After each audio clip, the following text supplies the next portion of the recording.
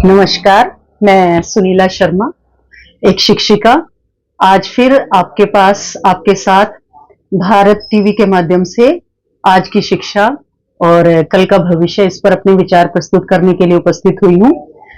अपने विचार प्रस्तुत करूं इससे पहले मैं अपने उन भाई बंधुओं का धन्यवाद करना चाहती हूँ जिन्होंने इससे पहले की प्रस्तुति को बहुत सराहा, जिसमें हमारे यश शर्मा और सीमा त्यागी मैम, DS मलिक और मनीष शर्मा, इसके अलावा पूनम जी और पवन जी, इन सब का मैं तहे दिल से बहुत बहुत शुक्रिया अदा करना चाहती हूँ कि इन्होंने मेरे कार्यक्रम को सराहा।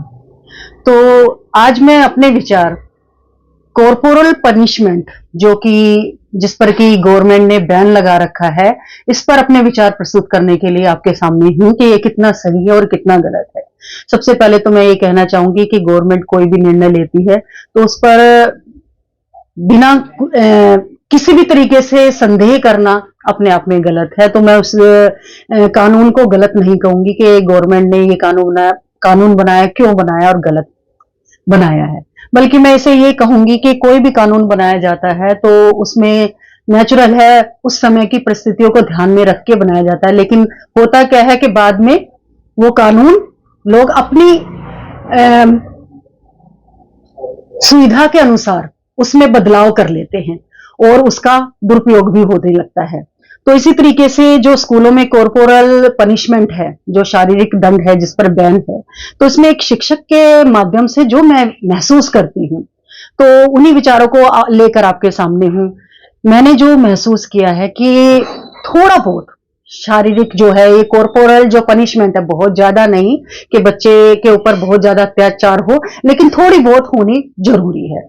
वजह क्या है कि बच्चों में अगर भय नहीं है, अगर बच्चों में भय नहीं है तो उससे क्या होता है, उनके अंदर पेशेंस नहीं आता, कहीं ना कहीं वो डिसिप्लिन नहीं रह पाते।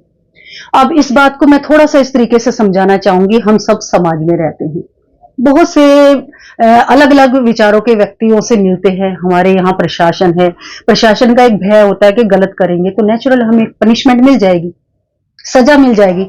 आप सोच के देखिए, अगर ये प्रशासन का हमें भय ना हो तो क्या होगा, समाज की दशा और दिशा क्या होगी, आप समझ सकते हैं।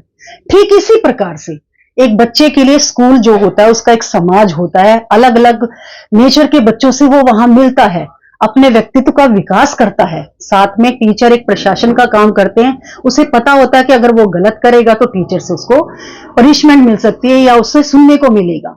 तो क्या होता है, उस भय से वो काम करता है, क्योंकि बच्चा जो होता है एक ऐसी एज में होता है, उसे खुद नहीं पता होता कि उसके लिए क्या सही है और क्या गलत है। कई बार क्या होता है कि बच्चा कैपेबल है, मैं ये नहीं कहूंगी हर बच्चा कैपेबल होता, कोई ना कोई क्वालिटी होती है, लेकिन यही एक वजह होती है कि वो खेल में ज्यादा ध्यान देकर उसकी वो कैपेबिलिटी कहीं ना कहीं दब जाती है। और एक टीचर का, एक माता पिता का कर्तव्य है कि उस खूबी को आगे लेके आना। तो मैं यही कहना चाहूंगी, जो कॉर्पोरल पनिशमेंट है उस पर पूरी तरह बैन होने से आज क्या हो गया है कि माता पिता छोटी छोटी बातों पर स्कूलों में दौड़े चले जाते हैं बार बार, कि अगर मान लो एक क्लास को कैसे लेके चलना है एक टीचर बेहतर जानती है, उसमें आप अगर कहें कि माता पिता के अकॉर्डिंग वो क्लास को चलाएगी तो ऐसा संभव हो नहीं सकता। लेकिन आजकल बहुत से पेरेंट्स, ये चीज देखने में मिली है कि उनके बच्चे को अगर मात्र एक सीट भी चेंज कर दी जाए, अगर उसे कुछ समझ नहीं आ रहा, उसे अगर आके टेबल पे खड़ा कर दिया जाए कि आप यहां खड़े होकर काम कीजिए, या आप इधर से खड़े हो जाए, ऐसे थोड़ी सी ऊंची आवाज में बोल दिया जाए, तो वो स्कूल में आकर हाय तो वो मचा देता है। अगर उसे टीचर की नौकरी खानी पड़े तो उससे भी संकोच नहीं करता।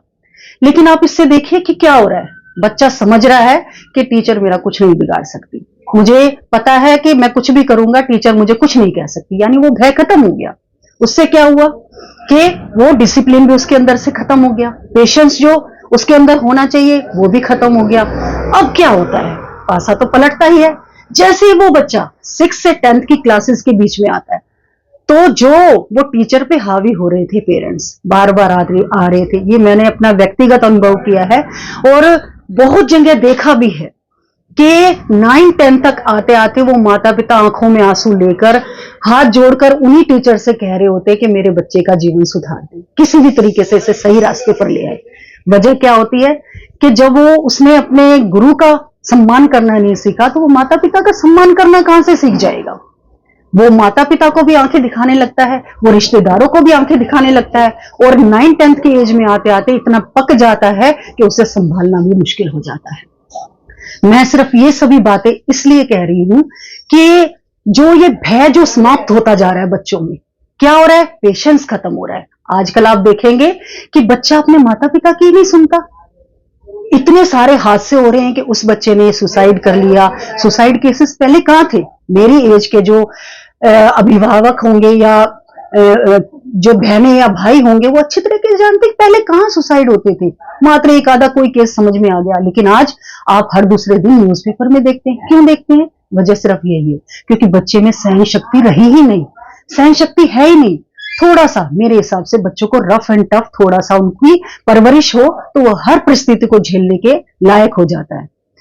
एक बच्चे के जीवन के विकास में एक टीचर और माता पिता की भूमिका को आप इस तरीके से समझ सकते हैं कि एक कुम्हार है, एक हाथ उसका घड़े के अंदर और एक बाहर होता है। बाहर से हल्का शेप और थप दे रहा, हाथ अंदर का अगर माता पिता का है तो बाहर गुरु का है, और उसी से तो एक घड़ा निर्माण होता है। अगर आप सोचिए कि हाथ सिर्फ अंदर से हो और बाहर वो हाथ सही से काम ना करे तो शेप कैसी हो?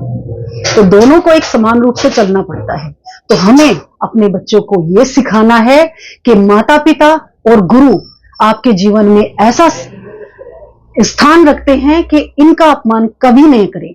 हर जगह इनकी कोई भी बात का आपको बुरा नहीं मानना है, क्योंकि ये ऐसे व्यक्ति हैं आपके जीवन में जो निस्वार्थ सिर्फ आपके भले के लिए आपको कहते हैं, क्योंकि इनका पर्सनल व्यक्तिगत कोई भी स्वार्थ इसमें नहीं छिपा होता। अगर आप थोड़ा सा इस बात को देखें तो मुझे लगता है कि समाज में एक बदलाव आ सकता है।